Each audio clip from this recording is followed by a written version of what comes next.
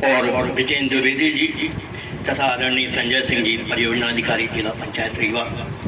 और अमित अवस्थी जी, विकास खंड समन्वयक जन अभियान परिषद रीवा। उपस्थित लोगों में राजेंद्र मिश्रा जी, विजय सिंह जी, चक्रपाणी मिश्रा जी, कोमल अवस्थी जी, पारुल शर्मा जी, दीपिका मिश्रा जी, प्रियंका पाठक जी, अनसेज फाउंडेशन से अंजलि श्रीवास्तव टीम, पर्यावरण वाणी से शशि श्रीवास्तव और टीम, और MSW BSW के सभी छात्र छात्राएं। ये मेरा सौभाग्य है कि आज मैं आप सबके सामने कुछ बोलने का मौका अवसर पाया हूँ, और उसका सबसे बड़ा श्रेय अगर मैं किसी को दूंगा तो सम्मानीय प्रवीण पाठक जी और सम्मानीय अमित अवस्थी जी, जिन्होंने इस काबिल समझा कि मुझे आप सबके बीच में लाए और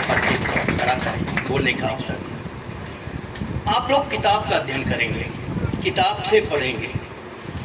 अपने परामर्शदाताओं से आप सीखेंगे, उनसे अनुभव लेंगे। लेकिन मैंने अपने बचपन में और बचपन से युवा होते होते जो हमारे शिक्षक रहे, जिन्होंने हमको सीख दी, जिन्होंने हमें प्रेरणा दी, वो मेरी सम्मानीय आदरणीय माँ श्रीमती कृष्णा कुमारी श्रीवास्तव रही, जिन्होंने मुझे एक सीख दी थी कि अगर जीवन में, जैसा उन्होंने मेरा रुख, मेरी रुचि, मेरे रुझान जो उन्होंने बचपन से देखा था, मैं समाज की सेवा करने में अधिकतर अपने समय का उपयोग करता था, तो उन्होंने एक बात दी जिसको मैंने गांठ बांध लिया, और आज 68 साल पूरे हो गए, उस गांठ को मैंने खोला नहीं, बांधे हुए हूँ। उस विचार को अपने साथ अपने आचरण में उतारने की मैंने कोशिश करी। वो सीख थी उनकी कि बेटा, अगर तुम समाज में सेवा करना चाहते हो,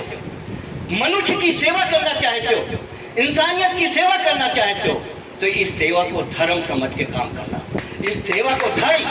मान के वो सेवा करना। इंसान को पहली बात तो तुम उसकी जाति, धर्म, मजहब, अगड़ा पिछड़ा कुछ नहीं देखोगे, इंसान को सिर्फ इंसान देखोगे। और मैंने वही आज 68 साल बाद भी, 68 साल पहुँचने उम्र होने के बाद, 29 जुलाई को मेरा 68 वर्ष पूरा हो गया, मैंने इंसान को सिर्फ इंसान की नज़र से देखा है। उसकी जात, उसका धर्म, उसका मजहब, उसका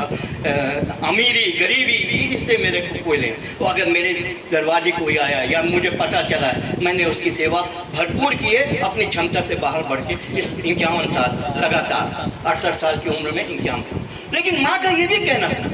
कि जिस दिन तुम अपने इस मानव धर्म, जो धर्म मानव की सेवा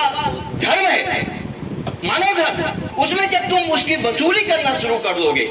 जब उसमें तुम अपेक्षा करना शुरू कर दोगे, जब उसमें कुछ प्राप्त करने की लालसा रखोगे, अगर आज की भाषा में कहा जाए तो नोट और वोट या और कुछ भी, ख्याति, प्रशंसा,